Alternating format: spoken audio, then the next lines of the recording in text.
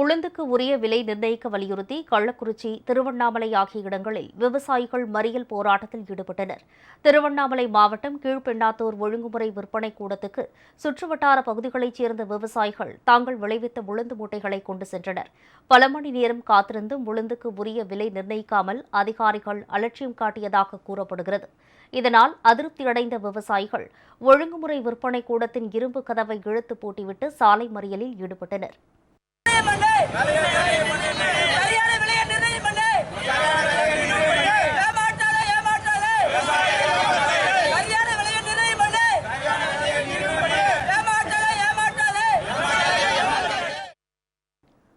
வணிகர்களுக்கு ஆதரவாக உளுந்து விலையை அதிகாரிகள் குறைத்து நிர்ணயிப்பதாக அவர்கள் குற்றம் சாட்டினர்.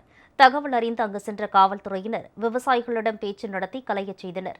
இதேபோல் கள்ளக்குறிச்சி ஒழுங்குமுறை விற்பனை கூடத்திலும் விவசாயிகள் கொண்டு செல்லும் உளுந்துக்கு விலை நிர்ணயம் செய்வதில் அதிகாரிகள் பாகுபாடு காட்டுவதாக குற்றச்சாட்டு எழுந்துள்ளது.